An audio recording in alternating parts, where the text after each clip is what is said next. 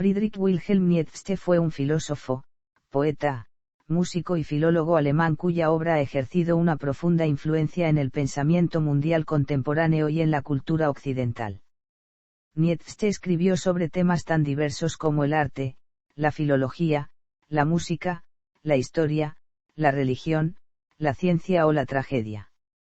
Hizo una crítica de la cultura, la religión y la filosofía occidental mediante la genealogía de los conceptos que las integran, basada en el análisis de las actitudes morales hacia la vida. Es sumamente destacable la influencia que ejerció sobre Nietzsche el filósofo también alemán Arthur Schopenhauer, a quien consideró su maestro, si bien es cierto que no siguió de manera dogmática las ideas de este último, y en muchos aspectos se aleja de su pensamiento llegando incluso a realizar una crítica radical de sus ideas filosóficas. Meditó sobre las consecuencias del triunfo del secularismo de la Ilustración, expresada en su observación, Dios ha muerto, de una manera que determinó la agenda de muchos de los intelectuales más célebres después de su muerte. Si bien hay quienes sostienen que la característica definitoria de Nietzsche no es tanto la temática que trataba sino el estilo y la sutileza con que lo hacía, fue un autor que introdujo, como ningún otro, una cosmovisión que ha reorganizado el pensamiento del siglo XX, en autores tales como Martin Heidegger, Michel Foucault, Jacques Derrida, Gilles Deleuze, Georges Bataille, Gianni Battimo o Michel Onfray, entre otros. Nietzsche recibió amplio reconocimiento durante la segunda mitad del siglo XX como una figura significativa en la filosofía contemporánea. Su influencia fue particularmente notoria en los filósofos existencialistas, críticos, fenomenológicos, postestructuralistas y posmodernos, y en la sociología de Max Weber. Es considerado uno de los tres maestros de la sospecha, junto a Karl Marx y Sigmund Freud. Biografía. Juventud. Friedrich Nietzsche nació el 15 de octubre de 1844 en Röttgen, un pequeño pueblo de Sajonia-Anhalt, cerca de Leipzig. Su nombre proviene del rey Federico Guillermo IV de Prusia, en cuyo 49º cumpleaños nació. Sus padres fueron Karl Ludwig Nietzsche, pastor luterano y preceptor privado en el ducado alemán de Sajonia-Altenburgo en Turingia, y Franziska Ullard. Su hermana Elisabeth Forster Nietzsche nació en 1846, seguida por su hermano Ludwig Joseph en 1848.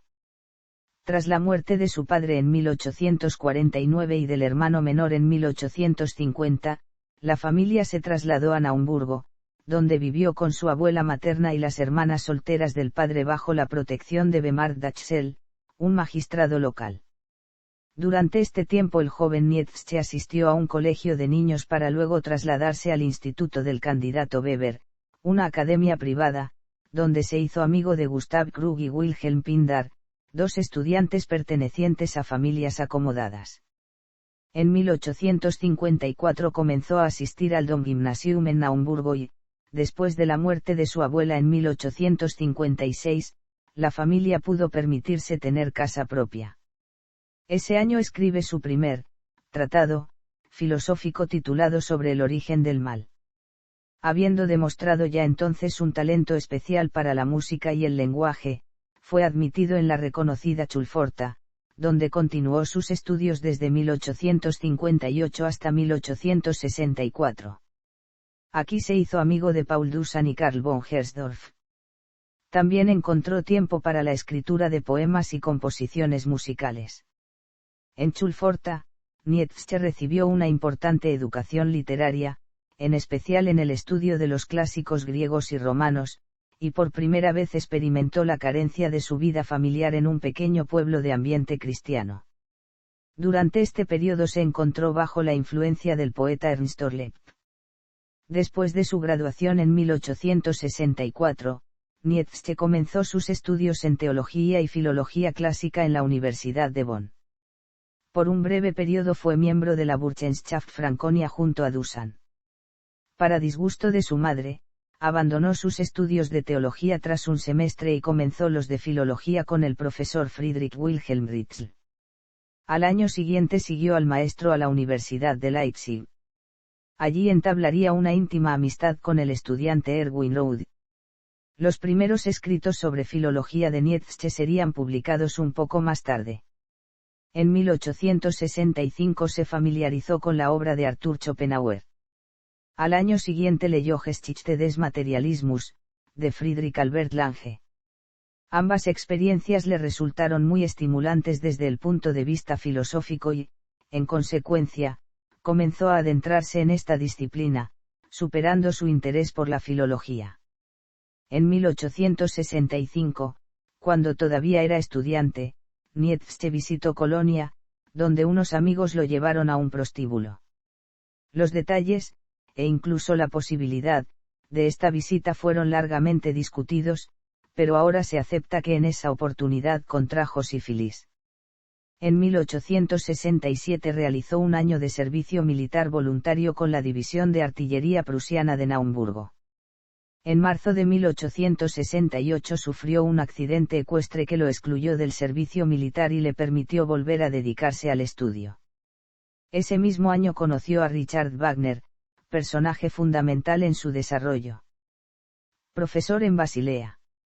Gracias a Ritschl, Nietzsche recibió una oferta extraordinaria de la Universidad de Basilea para ejercer como profesor de filología clásica antes de licenciarse, siendo así el profesor más joven de la universidad. En su trabajo filológico durante esa época cabe reseñar el descubrimiento de que el ritmo en la métrica poética de los antiguos dependía únicamente de la duración de las sílabas a diferencia de la métrica moderna basada en la acentuación. En 1869 la Universidad de Leipzig le concedió el doctorado sin examen ni disertación en mérito a la calidad de sus investigaciones. Inmediatamente la Universidad de Basilea lo nombró profesor de filología clásica y al año siguiente fue ascendido a profesor honorario. Después de trasladarse a Basilea, Nietzsche renunció a su ciudadanía alemana, manteniéndose durante el resto de su vida oficialmente apátrida. Sin embargo, en agosto de 1870 obtuvo un permiso para servir en el bando prusiano durante la Guerra Franco-Prusiana, pero solo como sanitario, ya que la neutral Suiza le impidió reclutarse como combatiente. Su paso por la milicia fue tan solo de un mes, pero vivió múltiples experiencias. Allí fue testigo de los efectos traumáticos de la batalla. Contrajo difteria y disentería, enfermedades que le arruinaron la salud de por vida. De vuelta a Basilea, Nietzsche fue testigo del establecimiento del Imperio alemán y el auge de Otto von Bismarck, a quien veía con escepticismo. En la universidad pronunció su discurso inaugural, sobre la personalidad de Homero. En esta época conoció a Franz Overbeck, un profesor de teología, cuya amistad conservó durante el resto de su vida. El historiador Jacob Burckhardt, a cuyas clases magistrales Nietzsche asistía frecuentemente, se convirtió en otro colega influyente. También durante este periodo leerá la obra del filósofo Max Stirner, cuya influencia será notable en él. Nietzsche había conocido ya a Richard Wagner en Leipzig en 1868, y a la esposa de Wagner, Cosima. Admiraba a ambos profundamente y, durante su estancia en Basilea, fue un asiduo invitado en la casa de los Wagner en Tribschen. Estos lo introdujeron en su círculo más íntimo y le agradecieron la atención que dio al principio al Festival de Bayreuth. En 1870 regaló a Cosima Wagner por su cumpleaños el manuscrito de la primera versión de El origen de la tragedia. En 1872, Nietzsche publicó su primer libro, El nacimiento de la tragedia en el espíritu de la música. Sin embargo, el trabajo, en el cual siguió un preciso método filológico para estructurar toda su especulación filosófica radicalmente novedosa, no fue bien recibido entre sus colegas filólogos, incluido su profesor Ritschl. En el polémico panfleto para una filología del futuro, Ulrich von Wilamowitz-Moellendorff criticó duramente el libro, lo que contribuyó, sin embargo, a aumentar su polémica notoriedad en los círculos filológicos y universitarios de Alemania. En respuesta, Rode, por la fecha profesor en Kiel, y el mismo Wagner salieron públicamente en defensa de Nietzsche. Estos hechos remarcaron el aislamiento creciente que sentía dentro de la comunidad filológica, y por ello el filósofo intentó ganar la cátedra de filosofía en Basilea. Entre 1873 y 1876, publicó separadamente 4 grandes ensayos: David Strauss, El confesor y el escritor, sobre la utilidad y el perjuicio de la historia para la vida, Schopenhauer como educador, y Richard Wagner en Bayreuth.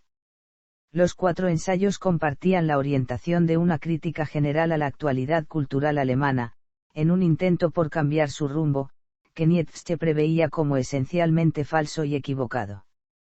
Comenzando en 1873, además, también acumuló notas que fueron publicadas más tarde como La filosofía en la época trágica de los griegos. Durante este periodo, en el círculo de los Wagner, Nietzsche conoció a Malguida von Meysenbug y Hans von Bülow, y también comenzó una amistad con Paul Rée, quien después de 1876 le influyó en la atenuación del pesimismo de sus primeros escritos. Sin embargo, debido a su decepción respecto al fenómeno Wagner, y en concreto al Festival de Bayreuth de 1876, donde la banalidad de los actos y la vileza del público le repelieron, fue cada vez más insalvable la distancia del filósofo hacia este mundo. En 1879, después de un declive de salud, se vio forzado a abandonar su puesto como profesor. Desde su juventud, Nietzsche había padecido frecuentes momentos de debilidad generalizada, con épocas de carencia visual que rozaba la ceguera, fuertes migrañas y violentos ataques estomacales. Estas condiciones persistentes se agravaron quizá con su accidente a caballo en 1868 y las enfermedades de 1870, y continuaron afectándolo durante sus años en Basilea, forzándolo a tomar vacaciones cada vez más largas, hasta que le fue prácticamente imposible retomar el trabajo. Ruptura con Wagner. Filósofo libre. Conducido por su enfermedad a encontrar climas más templados, Nietzsche viajó frecuentemente y vivió hasta 1889 como un autor independiente en diferentes ciudades. Estuvo muchos veranos en Sils Maria, cerca de St. Moritz, en la Engadina, y muchos otoños en las ciudades italianas de Génova, Rapallo y Turín, y la ciudad francesa de Niza. Ocasionalmente volvía a Naumburgo a visitar a su familia, y especialmente durante este periodo, él y su hermana tuvieron repetidos episodios de conflicto y reconciliación. Vivía de su pensión de profesor retirado de la Universidad de Basilea, pero también recibía ayuda de amigos. Un antiguo estudiante suyo, Peter Gast, llegó a ser su secretario privado. Hasta el final de su vida, Gast y Overbeck se mantuvieron como amigos en los que confiar. Malguida von Meysenbug mantuvo una conducta maternal incluso fuera del círculo de Wagner. Pronto Nietzsche contactó con el crítico musical Karl Fuchs. Nietzsche se encontraba en el principio de su mayor periodo productivo. A partir de Humano, demasiado humano en 1878, Nietzsche publicaría un libro por año hasta 1888, su último año de escritura, durante el cual completó 5. En 1879, Nietzsche publicó Opiniones y máximas mezcladas, lo que sugirió el aforismo de Humano, demasiado humano. En 1881 Nietzsche publicó Aurora. Reflexiones sobre los prejuicios morales, y en 1882 la primera parte de la Gaia Ciencia. Ese año también conoció a Lou Andrea Salomé a través de Malguida von Meysenbug y Paul Rée. Nietzsche y Salomé pasaron el verano juntos en Teutoburg, a menudo con la hermana de Nietzsche, Elisabeth. Sin embargo, la visión que de Nietzsche tenía Salomé era más la de un amigo y compañero de discusiones lleno de genialidad, que el de una posible pareja. Él se enamoró de ella, lo cual provocó una situación ambigua e incómoda entre los 3 amigos, puesto que Rée a su vez se interesaba por Lou. Cuando Nietzsche le pidió que se casara con él, Salomé lo rechazó. Las relaciones de Nietzsche con Salomé y Rée se rompieron en el otoño de 1882 a 1883, en parte por las intrigas llevadas a cabo por su hermana Elisabeth. En paralelo a esta historia, Lou Salomé de vez en cuando mantenía correspondencia con Freud, introduciéndolo en el pensamiento de Nietzsche. En el proceso de aparición de nuevos síntomas de su enfermedad, aislado tras las discusiones con su hermana y su madre, y acosado por pensamientos suicidas, se marchó a Rapallo, donde en solo 10 días, anticipados por 18 meses de incubación, escribió la primera parte de Así habló Zaratustra. Después de varias críticas filosóficas contra Schopenhauer y Wagner, Nietzsche mantuvo a pocos amigos. Ahora, bajo la impronta personalísima del Zaratustra sobre sus obras posteriores, su escritura resultó todavía más intempestiva, y se lo leyó solo en la medida en que pareciera adecuarse a las convenciones morales o intelectuales del momento. Nietzsche reconoció la situación y se obstinó en su soledad, incluso aunque a veces pareciera no resignarse a ella. Abandonó su plan a medio plazo de convertirse en un poeta público y reconocido, y siguió padeciendo los problemas consabidos con sus libros. Estos eran tan buenos como poco vendidos. En 1885, editó únicamente 40 copias de la cuarta parte de Así habló Zaratustra, y solo una pequeña parte fue distribuida entre sus amigos más allegados. En 1886, editó Más allá del bien y del mal. Con este libro y con la aparición entre 1886 y 1887 de segundas ediciones de sus trabajos tempranos, vio completado su trabajo y se esperanzó con que una oleada de lectores apreciara sus escritos. De hecho, el interés por Nietzsche aumentó en esta época, aunque esto fue apenas percibido por él. Durante estos años, Nietzsche conoció a Meta von Salis, Karl Spitaler, y también a Gottfried Keller. En 1886, su hermana Elizabeth se casó con el antisemita Bernard Forster y viajó con él a Paraguay para fundar una colonia alemana, un plan al que Nietzsche contestó con ironía. A través de la correspondencia se puede observar que la relación de Nietzsche con su hermana continuó por el camino que siempre había seguido de conflicto y reconciliación, pero no la volvería a ver en persona hasta después de su colapso. Nietzsche continuaba teniendo ataques frecuentes de enfermedad, lo que le imposibilitó para el trabajo continuo. En 1887, Nietzsche rápidamente escribió su polémica Genealogía de la moral.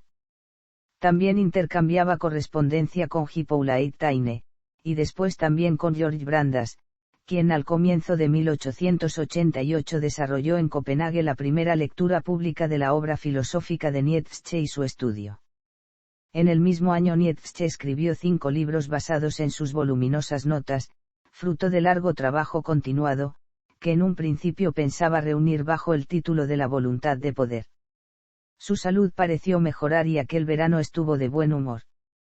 Pero hacia finales de 1888, sus escritos y cartas empezaron a revelar una sobreestimación patológica de su estatus y destino.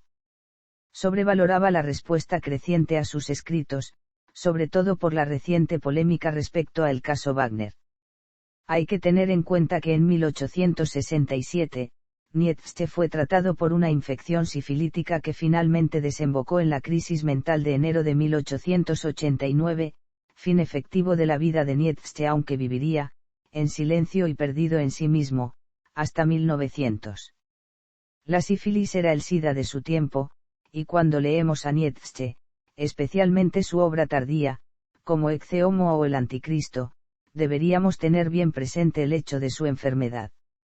De octubre a noviembre de 1888, Nietzsche trabaja en la obra Ecce Homo. Cómo se llega a ser lo que se es, que no verá la luz hasta el año 1908 en una versión en la que el capítulo, ¿Por qué soy tan sabio?, no aparece, siendo sustituido por otro capítulo escrito anteriormente que el propio autor descartó. Demencia y muerte. El 3 de enero de 1889 Nietzsche sufrió un colapso mental.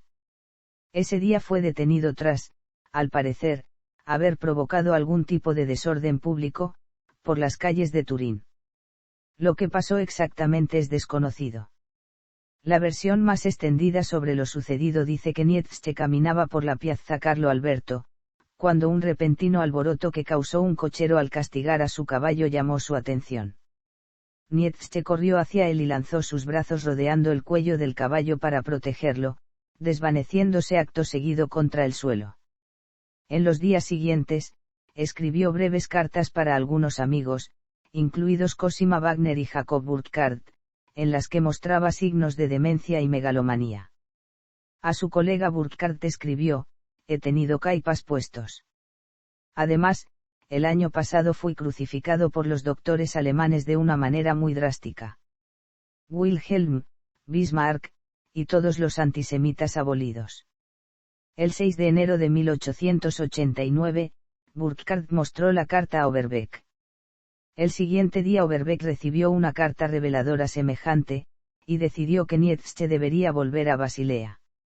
Overbeck viajó a Turín y trajo a Nietzsche a una clínica psiquiátrica en Basilea. Por ese tiempo, Nietzsche estaba enteramente sumergido en la locura, y su madre Francisca decidió llevarlo a una clínica en Jena bajo la dirección de Otto Binswanger. Desde noviembre de 1889 a febrero de 1890, Julius Langben intentó curar a Nietzsche, sentenciando que los métodos del doctor eran ineficaces para curar su enfermedad. Langben asumió más y más control sobre Nietzsche. En marzo de 1890, Francisca sacó a Nietzsche de la clínica, y en mayo de 1890 lo llevó a su casa en Naumburgo. Durante este proceso, Overbeck y Gast contemplaban la idea de qué hacer con el trabajo no publicado de Nietzsche. En enero de 1889 se pusieron a planear la salida de El ocaso de los ídolos, o cómo se filosofa a martillazos, por esa época ya impreso y atado. En febrero, ordenaron una edición privada de 50 copias de Nietzsche contra Wagner, pero el editor C.G. Naumann en secreto imprimió 100. Overbeck y Gast decidieron publicar con reservas El Anticristo y Ecce Homo debido a su contenido más radical. En 1893, Elizabeth Nietzsche volvió de Paraguay después del suicidio de su marido. Leyó y estudió los trabajos de Nietzsche, y pieza por pieza tomó control sobre ellos y su publicación. Overbeck fue paulatinamente relegado al ostracismo, y Gast finalmente cooperó. Después de la muerte de Francisca en 1897, Nietzsche vivió en Weimar, donde fue cuidado por Elizabeth, quien permitió a la gente visitar a su poco comunicativo hermano. El 25 de agosto de 1900, Nietzsche murió después de contraer neumonía. Por deseo de Elizabeth, fue inhumado junto a su padre en la iglesia de Röttgen. La causa del hundimiento de Nietzsche ha sido un tema de especulación y origen incierto. Un frecuente y temprano diagnóstico era una infección de sífilis, sin embargo, algunos de los síntomas de Nietzsche eran inconsistentes. Otro diagnóstico posible es un meningioma derecho retroorbital, un tipo de cáncer cerebral. En su libro La lucha contra el demonio, Stefan Zweig presenta una psicobiografía sobre Nietzsche en que sitúa la etiología de su locura desde un ángulo puramente psicogénico. Filosofía. Hay una controversia sobre si Nietzsche abogaba por un único punto de vista de comprensión filosófica. Muchos rechazan a Nietzsche por la contradicción de sus pensamientos e ideas. Una tesis alternativa en la contradicción de los escritos de Nietzsche es el de la perspectiva, o la idea de que Nietzsche usaba múltiples puntos de vista en su trabajo como un medio para retar al lector a considerar varias facetas de un tema. Si uno acepta su tesis, la variedad y número de perspectivas sirven como una afirmación de la riqueza de la filosofía. Esto no quiere decir que Nietzsche viera todas las ideas como igualmente válidas. Tenía aspectos en los que no estaba de acuerdo con respecto a otros filósofos como Kant. Tampoco está claro dónde se posicionaba Nietzsche en cada tema. De cualquier modo, si uno mantiene los elementos en conflicto de sus escritos como algo intencionado o no, hay pocas dudas de que sus ideas siguen siendo influyentes. Algunos filósofos han designado al estilo aforístico de Nietzsche como el responsable de estas aparentes contradicciones en su pensamiento, llegando a decir por ejemplo que, hay tantos Nietzsches como lectores. Esta afirmación resulta excesivamente cómoda ya que solo pretende facilitar la explicación de las contradicciones sin intentar desentrañar su sentido final. La filosofía de Nietzsche se halla atravesada esencialmente por la herencia de la cosmología clásica, en particular por los conceptos de la cosmogonía griega. Esto es, la identificación del carácter más humano del hombre en relación con el vínculo que guarda con sus dioses. Hablamos de la dualidad de lo apolíneo contra lo dionisíaco. Nietzsche, aunque no descarta por completo la regencia de lo apolíneo en la vida como ha sido heredada, Particularmente desde la modernidad, se inclina por resaltar y adoptar una postura en esta línea de lo dionisíaco. En ello consiste precisamente su crítica a la sociedad contemporánea y este será el hilo conductor que permea de forma constante su obra y su vida. Apolíneo y dionisíaco. Lo apolíneo y lo dionisíaco son dos conceptos filosóficos relacionados y dicotómicos que se basan en dos figuras de la mitología griega, Apolo y Dioniso. Este motivo suele vincularse a la obra temprana de Nietzsche, El nacimiento de la tragedia en el espíritu de la música. No obstante, escritores como el poeta Friedrich Hölderlin ya lo habían tratado con anterioridad. Un año antes de la publicación de El nacimiento de la tragedia, Nietzsche escribió un fragmento titulado, Sobre la música y las palabras, en el que afirmaba la idea de Schopenhauer de que la música es una expresión primaria de la esencia de todo. Consideraba la poesía, la lírica y el drama como derivados de la música. Apolo representa la armonía, el progreso, la claridad y la lógica, mientras que Dioniso representa el desorden, la embriaguez, la emoción y el éxtasis. Para Nietzsche son dos ideas contrapuestas y dos pilares de la cultura griega. También se entienden como dos estados cognitivos que se representan en el arte o como dos fuerzas de la naturaleza humana. Nihilismo y muerte de Dios. Según Nietzsche, desde Parménides y, sobre todo, a partir del idealismo platónico, la filosofía occidental adopta un esquema negador del mundo que culminará en las concepciones cristianas. Esto ha llevado a una visión dualista de las cosas, con una primacía de esta última como la única verdadera, con valor positivo y situada en un más allá. Así, el pensador alemán ve en la metafísica y la religión una reacción de fuga ante la vida concreta, de creación de refugios imaginarios. Nace así un primer nihilismo implícito bajo la máscara positiva de una revelación, de una fe, reduciendo la realidad sensible a una cuasi nada. Sería preciso, pues, comenzar por emprender una labor crítica, hermenéutica, genealógica, para desenmascarar ese nihilismo. A su vez, los avances científicos y la desmitificación de la realidad que culminan en la Europa del siglo XIX agudizan el proceso y ponen de manifiesto el peligro de un vacío de sentido para el hombre moderno o su recaída en nuevas ideologías negadoras de la vida. Para Nietzsche, por tanto, la sociedad occidental se encuentra en vías de caer en un profundo nihilismo que ha de superar si no quiere ver su fin. El nihilismo es un advenimiento de unas repetidas frustraciones en la búsqueda de significado, o más precisamente, la desvalorización de los valores supremos. El nihilismo en Nietzsche se refiere al proceso histórico que surge en el reconocimiento de un valor sumo y termina en la asunción o reconocimiento de múltiples cosas valuables, al volverse inoperante lo que antes se mostraba como lo supremo. El nihilismo acontece en nuestro tiempo como manifestación de la ausencia de una medida única y, al mismo tiempo, como la proliferación de múltiples medidas que, en cada caso, pueden aparecer como válidas. Nietzsche ve en el despliegue del nihilismo toda fundación de cultura europea, la que surge como destino necesario de este proceso.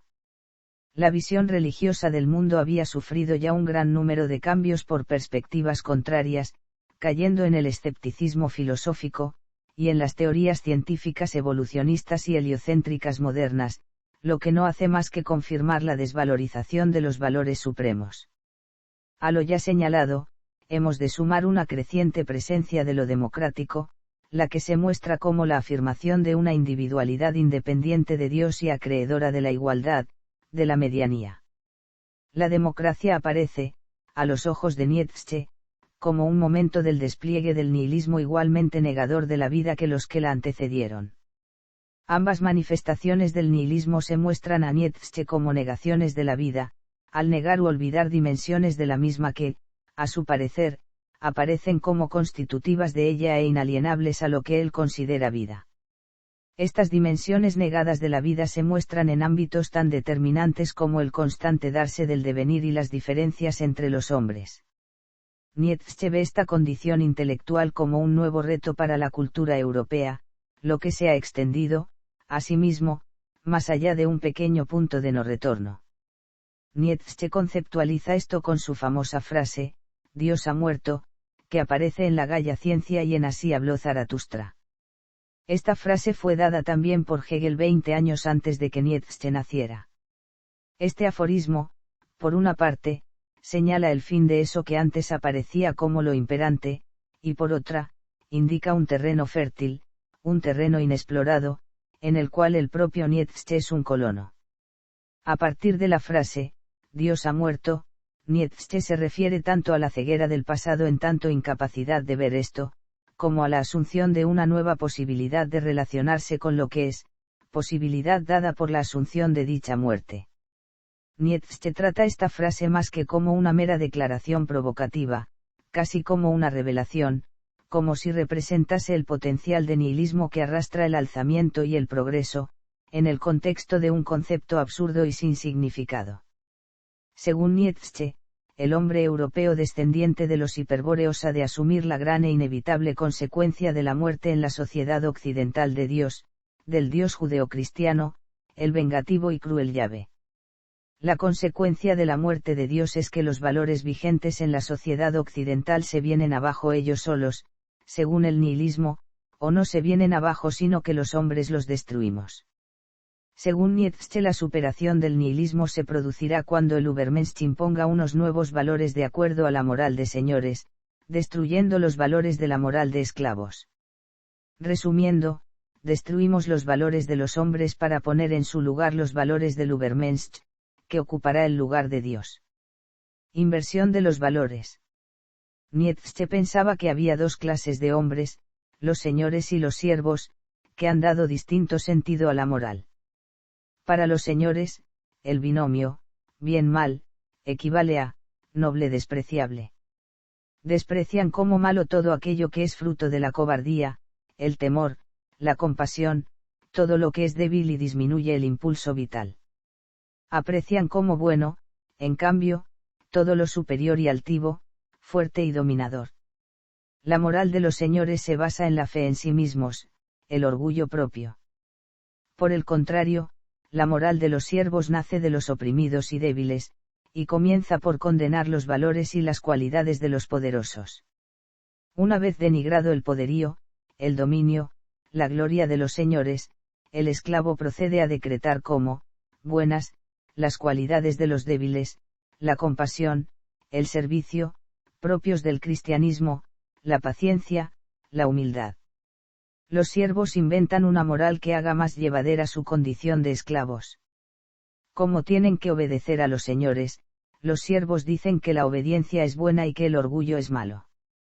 Como los esclavos son débiles, promueven valores como la mansedumbre y la misericordia, por el contrario, critican el egoísmo y la fuerza. La crítica de Nietzsche a la moral tradicional se centraba en la tipología de moral de amo y de esclavo, y en la descripción de la dinámica que generan. Esta dinámica o dialéctica debe ser conocida por los espíritus libres, para conducir a la humanidad a su superación, una sucesión de continuas superaciones. La moral deja de ser algo cerrado para ser visto como una dinámica de morales yuxtapuestas y reconocibles en la dinámica de las lenguas. Examinando la etimología de las palabras alemanas Gat, Schlechtivose, Nietzsche sostuvo que la distinción entre el bien y el mal fue originalmente descriptiva, o sea, una referencia amoral a aquellos que eran privilegiados, en contraste con los que eran inferiores. El contraste bueno/malvado surge cuando los esclavos se vengan convirtiendo los atributos de la supremacía en vicios. Si los favorecidos eran poderosos, se decía que los sumisos heredarían la tierra. El orgullo se volvió pecado, mientras que la caridad, humildad y obediencia reemplazaron a la competencia, el orgullo y la autonomía. La insistencia en la absolutidad es esencial tanto en la ética religiosa como filosófica y fue clave para el triunfo de la moral de esclavo mediante la presunción de ser la única moral verdadera. Voluntad de poder. La voluntad de poder es un concepto altamente controvertido en la filosofía nietzscheana, generando intenso debate e interpretaciones varias, algunas de las cuales, como la notoria interpretación dada por los intelectuales nazis, fueron intentos deliberados de justificación de tácticas políticas. Una manera de abordar este concepto es por medio de la crítica nietzscheana a la teoría de la evolución de Darwin. Nietzsche veía en los instintos una fuerza que iba más allá del solo impulso a sobrevivir, protegerse y reproducirse de todos los seres vivos. De solo ser esto la vida se estancaría. La supervivencia era una de las consecuencias de un deseo aún mayor, impulso hacia una supravivencia, un deseo perpetuo de todo ser vivo por ir más allá de todos, el todo y hasta más allá de sí mismo, más allá de la muerte. Este impulso irracional o deseo perpetuo por expandirse impreso en cada ser es lo único que da sentido a la existencia, paradójicamente, razón de ser, y es la fuerza principal dentro de la visión trágica o dionisíaca de Nietzsche. Las teorías posteriores de Sigmund Freud respecto al inconsciente probablemente fueron inspiradas en gran parte por los conceptos de lo dionisíaco y la voluntad de poder, las cuales Freud relacionó a los instintos sexuales primitivos, por encima de cualquier otro instinto, y su represión y control excesivo por el consciente o parte apolínea del ser como generadores de la histeria y otras dolencias. Y amor fati / y eterno retorno. None. El Übermensch / None. Traducción del término. Jesús y los anticristianos. En su libro El Anticristo, Maldición sobre el cristianismo, Nietzsche escribe sobre cómo la cristiandad se ha convertido en una ideología establecida por instituciones como la Iglesia, y cómo las iglesias han fallado a la hora de representar la vida de Jesús. Es importante destacar que Nietzsche vivió en una sociedad protestante y su repulsa hacia el cristianismo se forjó a partir del conocimiento de dicha doctrina. Es importante, para él, distinguir entre la religión de la cristiandad y la persona de Jesús. Nietzsche explicó la religión cristiana como si fuera representado por iglesias e instituciones a las que llamaba su transvaloración de los valores instintivos saludables. Transvaloración es el proceso por el cual el significado de un concepto o ideología puede ser puesto al revés de lo expresado por su etimología. Fue más allá del pensamiento de los agnósticos o ateos de la Ilustración, quienes sentían que la cristiandad era simplemente falsa. Él afirmaba que ha podido ser deliberadamente infundida como una religión subversiva dentro del Imperio Romano por el apóstol Pablo como una forma de cobrar venganza por la destrucción romana de Jerusalén y su templo durante la Primera Guerra Judeo-Romana. Nietzsche contrasta a los cristianos con Jesús, a quien admiraba de gran modo. Nietzsche argumenta que Jesús trascendió las influencias morales de su tiempo creando su propio sistema de valores. Jesús representaba un paso hacia el Übermensch. Al final, Nietzsche clama sin embargo, en contraste con el superhombre, quien abraza la vida, Jesús negaba la realeza en favor de su reino de Dios. La negación de Jesús para defenderse a sí mismo, y su muerte, eran consecuencias lógicas de su desajuste de sistema de ideas. Nietzsche entonces analizó la historia de la cristiandad, descubriendo una distorsión progresiva de modo grotesco de las enseñanzas de Jesús. Él critica a los primeros cristianos por convertir a Jesús en un mártir y la vida de Jesús dentro de la historia de la salvación de la humanidad como motivo para dominar a las masas, encontrando a los apóstoles cobardes, vulgares y resentidos. Argumenta que las sucesivas generaciones malentendieron la vida de Jesús, mientras la influencia de la cristiandad crecía. En el siglo XIX, Nietzsche concluye que la cristiandad se ha vuelto tan mundana al punto de hacerse una parodia de sí misma, una total manipulación de sus enseñanzas y su buena nueva. Es por esto que concluyó en una de sus frases más célebres: el último cristiano murió en la cruz, considerando que Pablo de Tarso y los primeros cristianos solo hicieron negocio con su figura a través de su iglesia y nadie siguió realmente ni aspiró jamás a aceptar la doctrina de Cristo. Estas afirmaciones de Nietzsche contradicen al hecho histórico de que Pablo de Tarso gozaba de una posición muy privilegiada antes de convertirse al cristianismo, tras lo cual fue perseguido y encarcelado en varias ocasiones hasta el final de su vida. Para G.K. Chesterton, con este tipo de afirmaciones Nietzsche habría faltado a la verdad y mostrado tener unos conocimientos muy limitados sobre la historia del cristianismo. Lugar en la teoría ética contemporánea. Nietzsche aborda la ética desde diferentes perspectivas. En términos de hoy en día, podemos decir que sus obras tocan los ámbitos de la metaética, la ética normativa, y la ética descriptiva. En lo referente a la metaética, Nietzsche puede ser clasificado quizá como un escéptico moral. Esto es en la medida en que afirma que todas las sentencias éticas son falsas, porque cualquier tipo de correspondencia entre sentencias morales y hechos es ilusoria y mendaz. Esta afirmación forma parte de aquella otra más general según la cual no existe una verdad universal, pues ninguna corresponde a la realidad más que de una forma aparente. En realidad, las afirmaciones éticas, como todas las afirmaciones, son meras interpretaciones como mínimo siempre parciales sobrepuestas a la realidad, fundamentalmente ininterpretable. A veces, Nietzsche parece tener opiniones muy definidas de lo que es moral e inmoral. Hay que notar, no obstante, que las opiniones morales de Nietzsche se pueden explicar sin atribuirle la afirmación de que son ciertas. Según Nietzsche, no necesitamos descartar una afirmación simplemente porque sea falsa. Al contrario, a menudo afirma que la falsedad es esencial para la vida.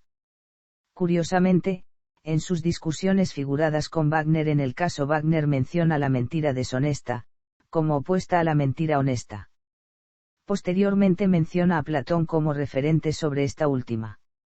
Esto debería dar una idea de los múltiples niveles interpretativos de su obra, a menudo aparentemente paradójicos si no se toman las debidas cautelas hermenéuticas.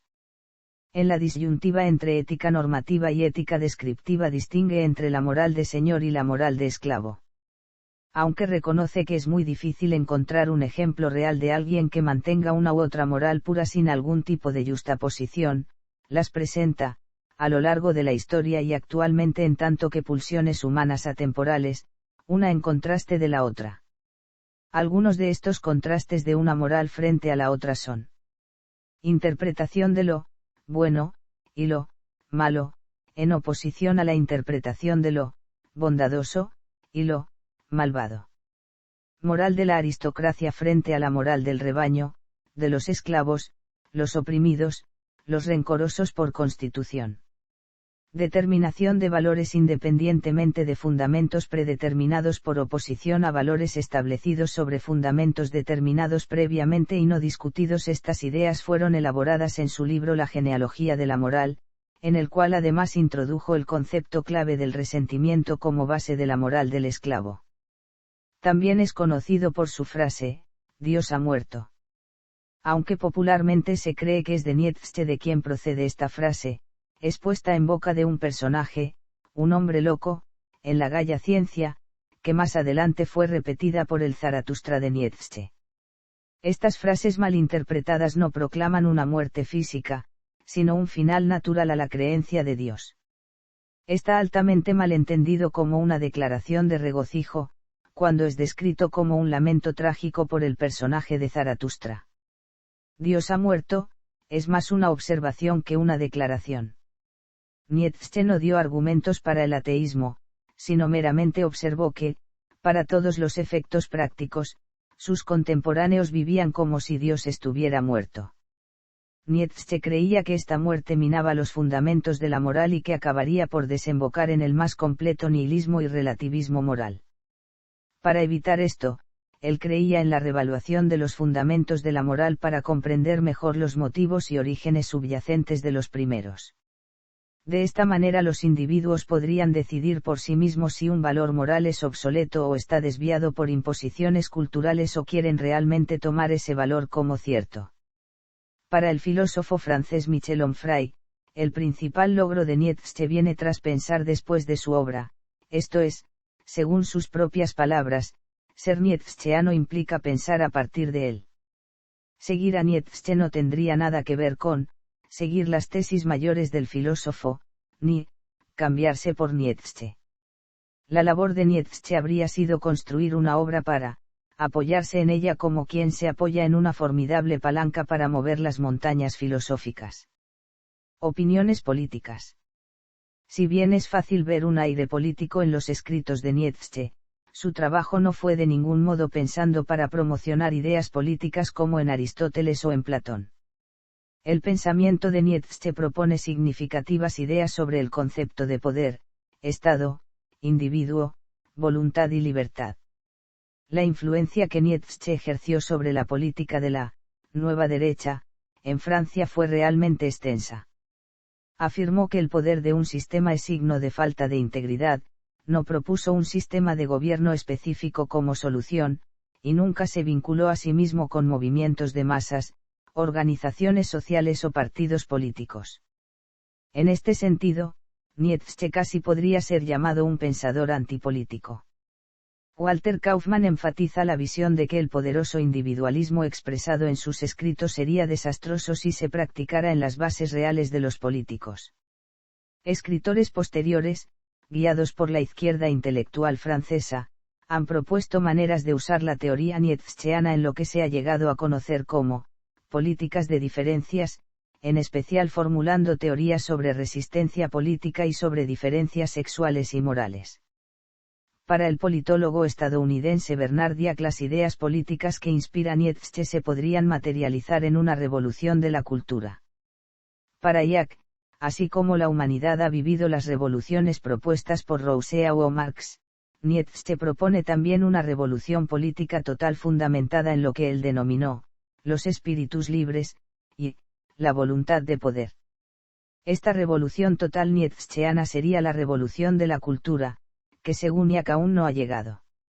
En la misma línea que Bernard Jack, Daniel Conway y Kate Ansel Pearson, filósofos británicos contemporáneos, analizan el pensamiento de Nietzsche como pensador político.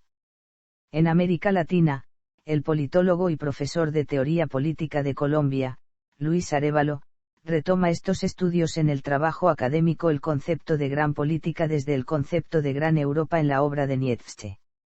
En este artículo, Luis Arévalo explora el concepto de gran política y gran Europa en la obra de Nietzsche para hacerlos evidentes en el desarrollo de sus escritos. Asimismo, deja planteada la idea de un enorme potencial para la comprensión de los escritos de Nietzsche en términos de poder, individuo, voluntad y razón teleológica de lo político en Nietzsche. Revisando ampliamente los escritos de Kaufmann y otros, el espectro del nazismo ha sido hoy en día casi extinto de sus escritos.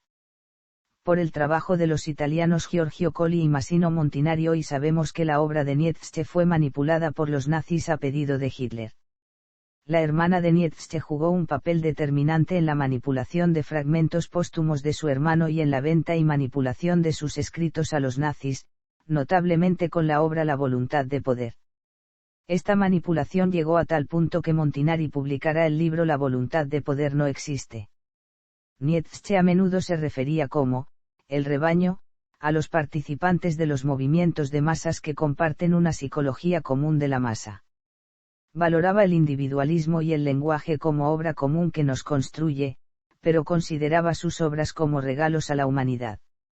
Despreciaba al Estado moderno, también habló negativamente de demócratas y socialistas y dejó claro que solo ciertos individuos podían romper la moral del rebaño. Pero son sus propias palabras las que deberían alejar cualquier sospecha de simpatía con el nazismo. Al pueblo se refería como perro de fuego. En Zaratustra desarrolla esta idea como fuerzas dinámicas de las que hay que tomar partido en el desarrollo histórico.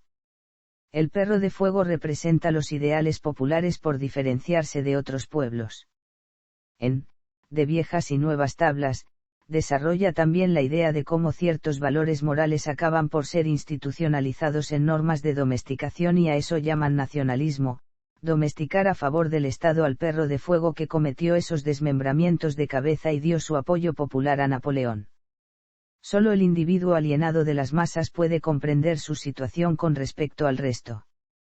El escritor exiliado del nazismo Thomas Mann escribía en 1947 acerca del desprecio de Nietzsche por todo nacionalismo, de su odio al Reich y a la entontecedora política alemana del poder, de su europeísmo, de su mofa del antisemitismo y la entera patraña racista, para concluir. Visión de las mujeres. Los comentarios de Nietzsche sobre las mujeres han provocado una gran polémica. Algunas de sus afirmaciones sobre las mujeres parecían prefigurar la crítica del posfeminismo contra las versiones primerizas del feminismo, particularmente aquellas que afirman que el feminismo ortodoxo discrimina a las propias mujeres en función de su posición social privilegiada. En este contexto, el pensamiento de Nietzsche ha sido relacionado con el capítulo schopenhaueriano, sobre las mujeres, de Parerga y Paralipómena, habiendo sido muy probablemente influenciado por él en algún grado. De todos modos, Nietzsche en su libro Más allá del bien y del mal muestra un carácter similar, en muchos aspectos, al de Schopenhauer. Ambos hablan del sexo femenino como de un segundo papel, incluso haciendo apología de los tratos que se le daban a ellas en la antigüedad. Habla también, Nietzsche, del progreso del feminismo como una degeneración en la historia. Influencia y recepción de Nietzsche. Los escritos de Nietzsche han sido interpretados de diversas maneras, e incluso existen casos en los que Nietzsche es citado para sustentar visiones contradictorias. Por ejemplo, Nietzsche era popular entre el ala izquierdista de la Alemania de 1890, pero unas décadas después, durante la Primera Guerra Mundial, muchos le vieron como la raíz del ala derecha del militarismo alemán. Tengamos en cuenta que es más factible que la derecha acepte las máximas nietzscheanas anticompasivas, belicosas y aristocráticas, en tanto las doctrinas igualitarias como el comunismo, con la excepción de la belicosidad y fórmulas anticompasivas aplicadas en el régimen comunista soviético, y la democracia fueron despreciadas por él. Otro ejemplo se establece en la época del caso Dreyfus. La derecha antisemita francesa elevó la acusación a judíos e intelectuales de izquierdas que defendían a Alfred Dreyfus de ser nietzscheanos. Los conservadores alemanes quisieron censurar los trabajos de Nietzsche ante el peligro de subversión en 1894 a 1895, mientras que la Alemania nazi lo utilizó como excusa intelectual para promover su idea de la resurrección de la cultura alemana y de la identidad nacional. Muchos alemanes leyeron Así habló Zaratustra y se vieron influenciados por el llamamiento de Nietzsche del individualismo ilimitado y al desarrollo de la propia personalidad. Así durante el final del siglo XIX y el comienzo del siglo XX las ideas de Nietzsche estaban comúnmente asociadas con el movimiento anarquista y parece que tuvieron una influencia dentro de este, particularmente en Francia y los Estados Unidos. Durante el Interbellum, muchos fragmentos del trabajo de Nietzsche fueron apropiados por los nazis, principalmente por Alfred Baumler en La voluntad de poder. Durante el periodo de dominio nazi, las obras de Nietzsche fueron muy estudiadas en los colegios y universidades alemanas. Los nazis creyeron ver en Nietzsche a uno de los padres fundadores. Incorporaron la ideología y el pensamiento sobre el poder dentro de su propia filosofía política.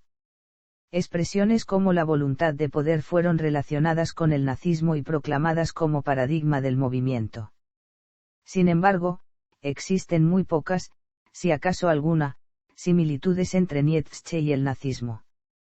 En múltiples pasajes a lo largo de sus obras, Nietzsche defiende ardorosamente a los judíos, y expresa su rabia contra la lenta pero imparable corriente antisemita en Alemania, personificada dolorosamente en su propia familia a través de la figura de su hermana, que adoptó fervientemente el ideario racista, influenciada por su marido, para el cual no escatimó el filósofo todo tipo de improperios en muchas de sus cartas. Uno de los más importantes estudiosos de Nietzsche fue el reconocido filósofo alemán Martin Heidegger, en su voluminoso trabajo titulado Con el apellido del filósofo. En el ámbito de la psicología, el neurólogo Sigmund Freud no hizo suficientemente explícita la influencia del filósofo en su obra, aunque es ampliamente debatida, investigada y reinterpretada. El psiquiatra Carl Gustav Jung, sin embargo, vio en Nietzsche un importante punto de apoyo para el desarrollo de su propio pensamiento, sin tener las reservas que habían estado presentes en Freud. Ello se tradujo en que no tuvo problemas en hacer patente el vínculo de sus conceptos con la filosofía de Nietzsche. Las referencias a Nietzsche esta vez se hicieron frecuentes. Es más, Jung organizó un extenso seminario para estudiar una de las obras más importantes del filósofo, el Zaratustra de Nietzsche. Dentro de los estudios clásicos, su obra El nacimiento de la tragedia ejerció una influencia decisiva sobre la mitógrafa y feminista británica Jane Ellen Harrison, quien se autodefinió como discípula de Nietzsche. Para el filósofo alemán Peter Sloterdijk, Nietzsche ha sido, el formulador magistral de aquellas verdades con las que no se puede convivir pero cuya ignorancia sería contraria a la honradez intelectual. Obras. Fatum e Historia. Libertad de la voluntad y Fatum. Homero y la filología clásica. El drama musical griego. Sócrates y la tragedia. La visión dionisíaca del mundo. El Estado griego. El nacimiento de la tragedia en el espíritu de la música. Sobre el porvenir de nuestras instituciones educativas. 5 prefacios para libros no escritos. La filosofía en la época trágica de los griegos. Sobre verdad y mentira en sentido extramoral. Primera consideración intempestiva, David Strauss, el confesor y el escritor. Segunda consideración intempestiva, de la utilidad y los inconvenientes de la historia para la vida. Tercera consideración intempestiva, Schopenhauer como educador. Cuarta consideración intempestiva, Richard Wagner en Bayreuth. Humano, demasiado humano. Un libro para espíritus libres. Opiniones y sentencias diversas. El caminante y su sombra. Aurora. Reflexiones sobre los prejuicios morales. La ciencia jovial. La gaya ciencia. Así habló Zaratustra. Un libro para todos y para ninguno. Más allá del bien y del mal. Preludio a una filosofía del futuro. La genealogía de la moral. Un escrito polémico. El anticristo. Maldición sobre el cristianismo. El caso Wagner. Un problema para los amantes de la música. Ditirambos de Dioniso. El ocaso de los ídolos, o cómo se filosofa a martillazos. Nietzsche contra Wagner. Documentos de un psicólogo. Ecce Homo. ¿Cómo se llega a ser lo que se es?